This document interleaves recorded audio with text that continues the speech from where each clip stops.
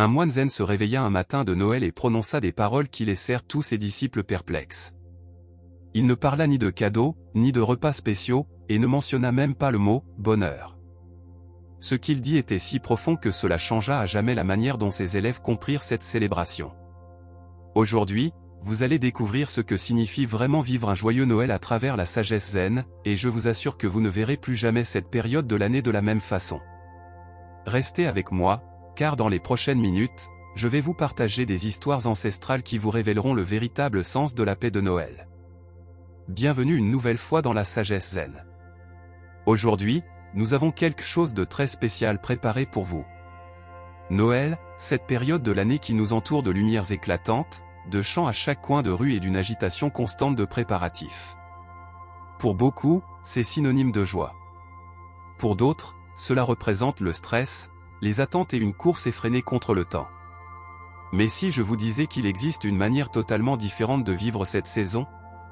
Une manière qui ne demande ni plus d'argent, ni plus de cadeaux, ni plus de célébrations. Une manière qui, paradoxalement, vous apportera davantage de paix tout en exigeant moins d'efforts. La philosophie zen nous enseigne depuis plus de 1500 ans la véritable nature du bonheur. Et croyez-moi, ces enseignements sur la façon de vivre pleinement sont particulièrement pertinents à cette période de l'année. Au cours des 30 prochaines minutes, nous allons explorer ensemble 5 histoires zen profondes qui révèlent les secrets d'un Noël authentique. Je ne vais pas vous donner des conseils creux ni des phrases motivantes oubliées au bout de 5 minutes. Je vais vous transmettre une sagesse millénaire, éprouvée par des générations de maîtres qui ont consacré leur vie à comprendre la nature de la paix intérieure. Alors, installez-vous confortablement. Peut-être préparez une tasse de thé. Et permettez-moi de vous emmener dans un voyage qui a commencé il y a des siècles dans les monastères des montagnes du Japon. Notre première histoire nous transporte dans le Japon du XIIIe siècle, dans un petit monastère zen niché au cœur des montagnes enneigées de Kyoto. Le maître Degen était connu dans toute la région pour sa sagesse. Chaque année, juste avant le solstice d'hiver, une date que les Japonais célébraient avec des rituels particuliers, et ses disciples attendaient avec impatience les enseignements spéciaux que le maître allait partager. Cette année-là, les élèves avaient préparé de modestes cadeaux pour leur maître, l'un avait tricoté de nouvelles chaussettes, un autre avait sculpté un brûleur d'encens en bois, un troisième avait recopié à la main des sutras sacrés. Chacun attendait avec enthousiasme le moment de présenter son offrande. Le matin du solstice arriva. La neige tombait doucement sur les toits du temple. Les disciples se rassemblèrent dans la salle principale, leurs cadeaux soigneusement enveloppés dans des tissus de soie. Le maître Degen entra en silence, s'assit devant eux et regarda les paquets avec un léger sourire. « Je vois que vous avez apporté des cadeaux, dit-il d'une voix calme. » Les disciples acquiescèrent, fiers de leurs préparatifs. « Très bien, » poursuivit le maître. « Mais avant de les présenter, laissez-moi vous poser une question, quel cadeau peut offrir un homme qui ne possède rien? » Les élèves se regardèrent, déconcertés. L'un d'eux, le plus jeune, osa répondre. « Maître, un homme qui ne possède rien peut offrir son temps. » « L'intéressant, » répondit Degen. « Et s'il n'a pas de temps? » Un autre disciple prit la parole, « Il peut offrir ses paroles de sagesse. » « Et s'il a fait vœu de silence? » demanda le maître avec un sourire presque imperceptible. Le silence envahit la pièce. La neige continuait de tomber dehors. Un oiseau chanta au loin. Finalement, le maître parla. « Le plus grand cadeau que l'on puisse offrir est sa pleine présence. Pas le temps passé à côté de quelqu'un pendant que l'esprit est ailleurs. Pas les paroles prononcées en pensant déjà à ce que l'on dira ensuite. Mais une attention totale, indivisée, sans intention cachée, sans penser au futur ni s'attarder sur le passé. » Les disciples baissèrent les yeux vers leurs cadeaux soigneusement préparés. « Les objets que vous avez apportés sont beaux, » poursuivit Degen. « Et j'accepte l'intention aimante qui les accompagne. Mais souvenez-vous, lorsque vous êtes avec votre famille, lorsque vous vous asseyez pour partager un repas, lorsque vous croisez quelqu'un dans le besoin sur votre chemin, le cadeau le plus précieux que vous puissiez offrir ne peut ni s'acheter ni se fabriquer. C'est simplement être là. Entièrement. Prenez un instant pour y réfléchir. Combien de fois, pendant ces fêtes, avez-vous été physiquement présent mais mentalement absent? Assis à la table familiale tout en passant en revue votre liste de choses à faire. serrant quelqu'un dans vos bras tout en pensant déjà à votre prochain engagement. La première leçon zen de Noël est celle-ci, la présence est le cadeau le plus précieux. Et voici le détail merveilleux, c'est le seul cadeau qui ne s'épuise jamais, qui ne coûte rien, et que chacun peut offrir à tout moment. Notre deuxième histoire nous emmène dans un contexte très différent, mais avec une leçon tout aussi puissante. Le maître banquier vécut au XVIIe siècle, à une époque de grands troubles au Japon. Il était connu pour sa capacité à enseigner le zen de manière simple et directe, sans complications philosophiques. Une année, en plein cœur des célébrations du Nouvel An qui au Japon sont comparables à notre Noël en termes de réunions familiales et de préparatifs, le monastère de Bankei reçut un visiteur inattendu. C'était un riche marchand de la ville, complètement épuisé. Il s'appelait Tanaka et arriva au temple presque au bord de la crise de nerfs. « Maître, dit-il à peine capable de parler, j'ai besoin de paix. Les fêtes me détruisent. Tout le monde attend de moi que j'organise la célébration familiale parfaite. Ma femme veut que la maison soit impeccable. Mes enfants attendent des cadeaux coûteux. Ma mère est malade et demande une attention constante. Les employés de mon entreprise attendent leurs primes. Je ne dors pas, je mange mal, et j'ai l'impression que mon cœur va exploser. Pouvez-vous m'enseigner le zen? Pouvez-vous me donner la paix? » Bankei l'observa en silence pendant un long moment. Puis il demanda. « As-tu mangé aujourd'hui? » « Non, je n'ai pas eu le temps, » répondit Tanaka. « Viens, » dit simplement Bankei. Ce que Bankei fit ensuite est quelque chose que chacun de nous peut faire dès maintenant, au milieu du chaos de Noël. Et ce qu'il y a d'extraordinaire, c'est que cela fonctionne instantanément. Cela ne demande ni des années de méditation ni de se retirer dans un monastère. C'est si simple qu'il semble presque impossible que ce soit aussi efficace. Mais avant de vous révéler exactement ce que fit le maître Bankei, laissez-moi vous poser une question. Bankei conduisit le marchand jusqu'à la cuisine du monastère. Là, il lui servit personnellement un simple bol de riz avec des légumes et une tasse de thé vert bien chaud. « Mange, dit-il. Mange simplement. Ne parle pas. Ne pense pas à tes problèmes.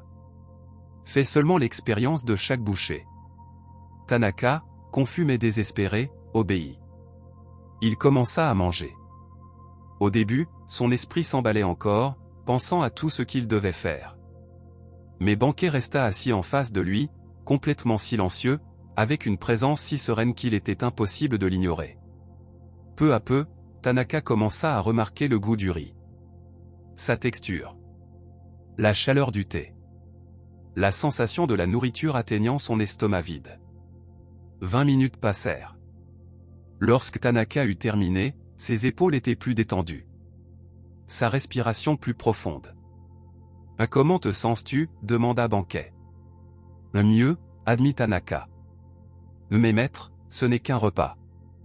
En quoi cela m'aide-t-il face à tout le chaos qui m'attend quand je rentrerai ?» Bankei sourit. « Le chaos n'est pas à l'extérieur, » dit-il en pointant sa propre tête. « Ta femme, tes enfants, ta mère, ton entreprise, ce sont des situations qui demandent de l'attention. Mais le chaos, ce sentiment que tout est trop lourd, que tu n'y arriveras pas, ce chaos est créé par toi lorsque tu essaies d'être mentalement à tous ces endroits en même temps. Quand tu mangeais, ressentais-tu le chaos, demanda le maître. Non, répondit Tanaka. Exactement. Parce que tu ne faisais qu'une seule chose, manger. La paix ne vient pas du fait d'avoir moins de responsabilités. Elle vient du fait d'être pleinement présent à une seule chose à la fois. Quand tu es avec ta femme, sois avec ta femme. Quand tu travailles dans ton entreprise, travaille dans ton entreprise. Quand tu prends soin de ta mère, prends soin de ta mère. Une chose. Un moment. Un souffle. Il ne s'agit pas de faire moins. Il s'agit d'être complètement présent dans tout ce que tu fais. Le stress des fêtes ne vient pas des activités elles-mêmes. Il vient du fait de cuisiner en pensant aux achats, d'être avec sa famille en pensant au travail, d'ouvrir des cadeaux en pensant à l'argent dépensé. La deuxième leçon zen de Noël est la suivante, la paix ne se trouve pas dans le fait d'avoir moins à faire, mais dans le fait de faire une seule chose à la fois avec une attention totale. Avant de continuer avec notre troisième histoire, j'aimerais te demander une faveur. Si ces enseignements résonnent en toi, si tu sens qu'il y a dans cette sagesse ancienne quelque chose de précieux qui peut transformer la manière dont tu vis les fêtes et la vie en général, je t'invite à t'abonner à cette chaîne. Chaque semaine, nous partageons des histoires zen capables de changer ton regard, de t'apporter la paix et de t'aider à vivre plus consciemment avec moins de souffrance. Clique sur le bouton s'abonner et active la cloche de notification pour ne manquer aucun enseignement. Crois-moi, ton futur toi t'en remerciera. Maintenant, poursuivons avec une histoire qui touche à l'un des aspects les plus difficiles de Noël. Cette troisième histoire est particulièrement pertinente pour ceux qui sentent qu'ils devraient être heureux à Noël, mais ne le sont pas. Dans un monastère zen du nord du Japon vivait un jeune moine nommé Ryokan. Il était dévoué, discipliné et respecté par ses pairs. Mais il y avait un problème, Ryokan avait perdu toute sa famille dans un incendie plusieurs années auparavant, précisément pendant les célébrations de fin d'année. Chaque hiver, tandis que tous les autres moines participaient aux rituels spéciaux et exprimaient leur gratitude, Ryokan se retirait dans sa cellule. Il ne mangeait pas avec les autres. Il ne chantait pas. Il se contentait de s'asseoir en méditation, avec une profonde tristesse dans le regard. Les autres moines ne savaient pas quoi faire. Certains essayaient de le réconforter. D'autres lui disaient qu'il devait passer à autre chose. Le maître du monastère, lui, ne disait jamais un mot. Cela continua année après année. Jusqu'à un hiver où Ryokan avait 30 ans, et où quelque chose changea. Cette nuit-là, le maître entra silencieusement dans la cellule de Ryokan. Il ne dit rien. Il s'assit simplement à côté de lui, dans l'obscurité. Les heures passèrent. Aucun des deux ne parla. Finalement, Ryokan rompit le silence. « Maître, pourquoi ne m'avez-vous jamais dit de dépasser ma douleur? Pourquoi ne m'avez-vous jamais forcé à célébrer comme les autres ?» Le vieux maître prit une profonde inspiration avant de répondre. « Parce que ta douleur est aussi sacrée que la joie des autres. » Le zen ne consiste pas à ne ressentir que des émotions positives. Il consiste à être totalement honnête avec ce que tu ressens en cet instant. Les larmes remplirent les yeux de Ryokan. Le maître poursuivit. La différence entre la douleur et la souffrance est la suivante, la douleur est ce que tu ressens. La souffrance apparaît lorsque tu te dis que tu ne devrais pas ressentir ce que tu ressens. Ta famille est morte. Cela provoque de la douleur. C'est naturel. C'est humain. C'est réel.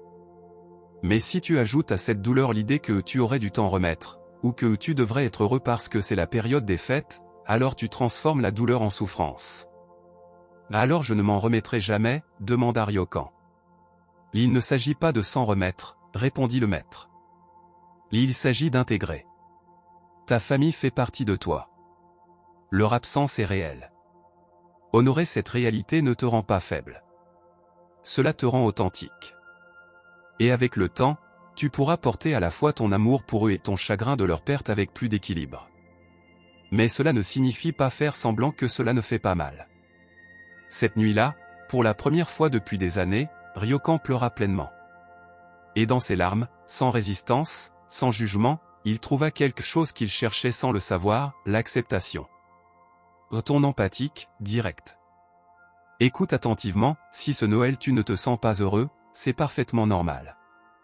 Si tu as perdu quelqu'un cette année, si tu traverses une séparation, si ta situation financière est difficile, si tu ne te connectes tout simplement pas à l'esprit festif, il n'y a rien qui cloche chez toi. La troisième leçon zen de Noël est celle-ci, la véritable paix ne vient pas du fait de forcer des émotions, correctes, mais de l'acceptation honnête de ce que tu ressens réellement. Le zen nous enseigne que toutes les expériences humaines, la joie, la tristesse, l'enthousiasme, la mélancolie sont valides. Le piège consiste à croire que nous devrions ressentir quelque chose de différent de ce que nous ressentons réellement. Nous arrivons maintenant au cœur de notre voyage, et cette quatrième histoire est peut-être la plus transformatrice de toutes. La tradition zen nous raconte que le maître Yunmen, qui vécut en Chine au Xe siècle, avait une manière très particulière d'enseigner la générosité. Un jour, un élève fortuné arriva au monastère avec une importante donation, des caisses remplies de riz, de beaux tissus, de l'encens de grande qualité, ainsi que suffisamment d'argent pour réparer le toit du temple qui fuyait. L'élève présenta son offrande avec fierté. Il s'attendait à des éloges, peut-être à un titre honorifique, ou au moins à une reconnaissance particulière. Yunmen reçut la donation avec une légère inclinaison de tête et dit simplement « Merci. Vous pouvez partir. » L'élève resta stupéfait. « Maître, dit-il, j'ai donné plus que ce que la plupart des gens donnent en toute une vie. Cela ne mérite-t-il pas une reconnaissance spéciale ?»« Dis-moi, répondit Yunmen, pourquoi as-tu donné tout cela ?»« Pour aider le monastère, bien sûr, répondit l'élève. »« Et quoi d'autre ?» demanda le maître. L'élève hésita. « Eh bien, je suppose aussi pour montrer ma gratitude pour vos enseignements. »« Et quoi d'autre ?» Le silence devint inconfortable. Finalement, l'élève avoua d'une voix basse. « Et je suppose que j'espérais me sentir bien avec moi-même. Et peut-être que les autres me voient comme une bonne personne. » Yunmen hocha la tête, sans la moindre trace de jugement sur son visage. « Et dis-moi maintenant, poursuivit le maître, ta donation perd-elle sa valeur parce que tu as admis ses motivations ?» L'élève réfléchit un instant. « Non, le riz reste du riz. L'argent peut toujours réparer le toit. » Exactement, dit Yunmen. Mais écoute bien ceci, un véritable don est fait sans rien attendre en retour, pas même le sentiment d'être une bonne personne. Lorsque tu donnes en attendant quelque chose, reconnaissance, gratitude, ou même simplement une bonne image de toi-même, alors tu fais une transaction commerciale, pas un don. Mais maître, protesta l'élève, comment peut-on donner sans rien attendre? N'est-il pas naturel de vouloir se sentir bien lorsque l'on aide? Yunmen sourit. Bien sûr que c'est naturel. Le problème n'est pas que tu te sentes bien. Le problème, c'est lorsque tu as besoin de te sentir bien. Observe la différence, une fleur diffuse son parfum sans attendre que quelqu'un le sente. Si quelqu'un passe et en profite, merveilleux. Si personne ne passe, la fleur ne souffre pas. Elle reste exactement ce qu'elle est. Lorsque tu peux donner ainsi naturellement, sans agenda, sans besoin de validation, alors tu connaîtras la véritable joie de la générosité. Et, chose intéressante, c'est seulement alors que tu ressentiras la paix profonde que tu cherchais depuis le début. Ton réfléchit. Cette histoire révèle quelque chose de profond à propos des cadeaux de Noël. Il n'y a rien de mal à offrir des cadeaux ou à se sentir bien en le faisant. Le problème surgit lorsque notre sentiment de valeur dépend de la réaction des autres. Lorsque nous avons besoin que notre cadeau soit le meilleur. Lorsque nous attendons un certain niveau de gratitude. Lorsque nous nous sentons blessés si nous ne recevons pas la reconnaissance que nous avions anticipée. La quatrième leçon zen de Noël est la suivante, le véritable don n'a pas d'agenda. Il jaillit naturellement de l'abondance, et non du besoin de validation. Peux-tu donner sans avoir besoin d'être vu comme généreux? Peux-tu aider sans avoir besoin de gratitude? Voilà le défi zen de cette saison. Nous arrivons maintenant à notre dernière histoire, et crois-moi, celle-ci renferme le plus grand secret de tous. La légende raconte qu'au XVIIIe siècle, il y avait une enseignante zen nommée Ryonen qui vivait dans un petit temple à la périphérie d'Edo, l'actuel Tokyo. Chaque année, des familles du village voisin venaient lui demander conseil pour rendre leur célébration de fin d'année parfaite. Elle voulait connaître le rituel approprié, les plats corrects, la bonne manière d'honorer leurs ancêtres. Ryonen les écoutait toujours avec patience, mais ne donnait jamais la réponse qu'ils attendaient. Une année, une jeune femme arriva particulièrement angoissée. « Le maître Ryonen, dit-elle, ce sera ma première année à organiser la célébration familiale. Ma belle-mère est très exigeante. Mon mari s'attend à ce que tout soit fait comme sa mère le faisait. J'ai 3 jeunes enfants bruyants et chaotiques. Je sais que tout va mal tourner. Comment puis-je rendre cela parfait ?» Ryonen la regarda avec des yeux pleins de compassion. « Viens avec moi, dit-elle. » Elle la conduisit dans le jardin du temple, où se trouvait un cerisier. C'était l'hiver, et l'arbre était complètement nu, sans feuilles ni fleurs. « Vois-tu cet arbre ?» demanda Ryonen. « Oui, maître. »« Est-il parfait ?» La jeune femme observa l'arbre. Certaines branches étaient tordues. L'écorce portait des cicatrices. Il n'était pas symétrique. « Eh bien, pas vraiment, » admit-elle. « Exactement, » dit Ryonen. « Et pourtant, il est parfaitement un cerisier en hiver. Il n'essaie pas d'être un pin. Il n'a pas honte d'être sans fleurs. Il ne se compare pas au cerisier du temple voisin. Il est simplement ce qu'il est, en cet instant, sans prétention. Elle se tourna vers la jeune femme. Ta célébration ne sera pas parfaite selon l'image que tu en as dans ta tête. Quelque chose brûlera. Les enfants mettront le désordre. Ta belle-mère trouvera quelque chose à critiquer. C'est absolument certain. Mais voici la véritable question, peut-elle être parfaitement ce qu'elle est? Que voulez-vous dire? Demanda la femme. Je veux dire, poursuivit Rionen, qu'une célébration avec des plats brûlés, des enfants bruyants et une belle-mère critique peut être parfaitement cela, imparfaite et belle. Authentique. Réelle. Vivante. La perfection que tu recherches n'existe pas. C'est une illusion qui te vole ta capacité à apprécier ce qui se passe réellement. Mais si tu peux lâcher cette image mentale de ce que cela devrait être, alors tu pourras voir la perfection dans ce qui est. La femme resta silencieuse, intégrant ses paroles. Rionen ajouta doucement. Le moment parfait n'est pas le moment sans problème. C'est le moment que tu acceptes pleinement, avec tous ses problèmes inclus. Ton inspirant. Et nous arrivons ici à la 5e et dernière leçon zen de Noël, qui englobe en réalité toutes les autres. La perfection ne réside pas dans le fait que tout se déroule comme prévu. La perfection réside dans l'accueil total de ce qui est réellement en train de se passer. Ce dîner de Noël où la dinde a brûlé mais où tout le monde a ri et commandé des pizzas, parfait. Ce moment où ton enfant a renversé du jus sur la nouvelle nappe, mais où tu as vu son petit sourire innocent, parfait. Cette réunion de famille où il y a eu une discussion maladroite, puis des embrassades, parfaitement imparfaites. Maintenant, récapitulons le voyage que nous avons parcouru ensemble à travers la sagesse zen. Première leçon, la présence est le cadeau le plus précieux. Tu n'as pas besoin d'acheter plus, de faire plus ou d'être plus. Tu as simplement besoin d'être pleinement là où tu es. Deuxième leçon, la paix vient du fait de faire une chose à la fois. Le chaos se trouve dans ton esprit divisé, pas dans tes circonstances. Troisième leçon, accepte honnêtement ce que tu ressens vraiment. Il n'existe pas d'émotion mauvaise, à Noël ou à tout autre moment. Quatrième leçon, le véritable don naît de l'abondance, et non du besoin de validation. Donne comme une fleur offre son parfum, naturellement, sans agenda.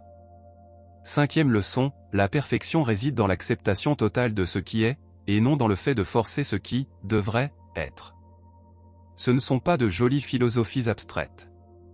Ce sont des pratiques que tu peux appliquer aujourd'hui, en cet instant même. À quoi ressemblerait ton Noël si tu appliquais réellement ces enseignements? Imagine-toi à la table familiale, sans ton téléphone, sans l'esprit ailleurs, pleinement présent avec les personnes devant toi. Imagine préparer le repas sans stress, en faisant une chose à la fois, en respirant entre chaque tâche. Imagine t'autoriser à ressentir ce que tu ressens vraiment en joie, mélancolie ou un mélange des deux sans te juger. Imagine offrir des cadeaux venant du cœur, sans attente, sans avoir besoin qu'ils soient les meilleurs, simplement comme des expressions authentiques d'amour. Imagine lâcher l'image mentale du Noël parfait, et simplement savourer le Noël réel, avec toutes ses imperfections et ses surprises. Voilà, mon ami, ce que signifie vivre un joyeux Noël zen. Ce n'est pas un bonheur forcé. Ce n'est pas une paix artificielle. C'est une sérénité profonde qui naît de l'harmonie avec la réalité telle qu'elle est. Je voudrais partager quelque chose de personnel avec toi avant de nous dire au revoir. Pendant des années, moi aussi, j'ai poursuivi le Noël parfait. Je voulais que tout soit exactement comme je l'imaginais. Et chaque année, je finissais épuisé, frustré, avec le sentiment que quelque chose s'était mal passé. Ce n'est que lorsque j'ai découvert ces enseignements zen que tout a changé. Non pas parce que mes circonstances se sont améliorées en fait, parfois les choses se sont même déroulées, pire, qu'avant mais parce que ma relation à ces circonstances s'est complètement transformée. J'ai appris que je peux être présent même lorsque je suis occupé. Que je peux ressentir la paix même au milieu du chaos. Que je peux donner sans m'épuiser. Que je peux accepter l'imperfection sans résignation. Et la chose la plus belle, c'est que ces leçons ne s'appliquent pas seulement à Noël. Elles s'appliquent à chaque jour de ta vie. À chaque instant. À chaque souffle. Le zen n'est pas quelque chose que l'on pratique uniquement sur un coussin de méditation ou pendant les fêtes. C'est une manière de vivre. Une manière d'être dans le monde qui apporte la paix, quoi qu'il se passe autour de toi. Si ces histoires ont touché ton cœur, si tu sens qu'il y a ici quelque chose qui peut changer ta vie, je te demande 2 choses. Premièrement, abonne-toi à cette chaîne. Chaque semaine, nous partageons des histoires et des enseignements zen qui peuvent transformer ta manière de vivre. Clique sur le bouton d'abonnement et active la cloche de notification. Rejoins cette communauté de personnes qui cherchent à vivre plus consciemment et avec moins de souffrance. Deuxièmement, et peut-être encore plus important, choisis une de ces 5 leçons à pratiquer ce Noël. Une seule. N'essaie pas de toutes les appliquer en même temps. Peut-être choisiras-tu d'être pleinement présent dans une conversation aujourd'hui. Ou de faire une chose à la fois en préparant le repas. Ou de t'autoriser à ressentir honnêtement tes émotions. Ou d'offrir un cadeau sans attente. Ou de lâcher l'image de la perfection. Une leçon. Une pratique. Et observe ce qui se passe. Il existe un ancien poème zen qui dit : la neige tombe, chaque flocon a sa place parfaite. La rivière coule, sans forcer son chemin. Le pain reste vert en hiver. Sans prétendre être autre chose qu'un pain. Ce Noël, sois comme la neige, la rivière et le pain. Tombe à ta place parfaite, exactement là où tu es, avec qui tu es, en étant qui tu es. Coule sans forcer, fais ce que tu peux faire, sans te tourmenter pour ce que tu ne peux pas. Reste vert dans ton hiver, trouve ton centre de paix même lorsque tout autour semble endormi ou difficile. Ne prétends pas être plus que ce que tu es, humain, imparfait, faisant de ton mieux. C'est suffisant. Cela a toujours été suffisant. Souviens-toi, un joyeux Noël zen ne signifie pas que tout est joyeux. Cela signifie que tu es pleinement présent à ce qui se passe. Et dans cette présence totale, dans cette acceptation profonde, dans ce lâcher-prise des attentes, c'est là que réside la véritable paix. La paix qu'aucune circonstance extérieure ne peut donner ni enlever. La paix qui est ta nature essentielle. La paix qui a toujours été avec toi, attendant que tu cesses de la chercher à l'extérieur et que tu la reconnaisses à l'intérieur. Ton final, chaleureux. De mon cœur au tien, je te souhaite un Noël rempli de présence, d'acceptation et d'authenticité. Pas un Noël parfait selon les critères du monde, mais parfaitement le tien, avec toutes ses imperfections incluses. Puisses-tu trouver la paix. Non pas la paix de quelqu'un sans problème, mais la paix de quelqu'un capable de rester calme au milieu d'eux. Merci de m'avoir accompagné dans ce voyage. Je te retrouve dans la prochaine vidéo de Histoire et Contes Zen. Et souviens-toi, le voyage de 1000 km commence par un seul pas. Ton pas aujourd'hui peut simplement être de respirer consciemment. D'être là où tu es. D'être qui tu es. C'est tout ce que le zen te demande. Et c'est tout ce dont tu as besoin. À très bientôt, mon ami. Que la sagesse t'accompagne.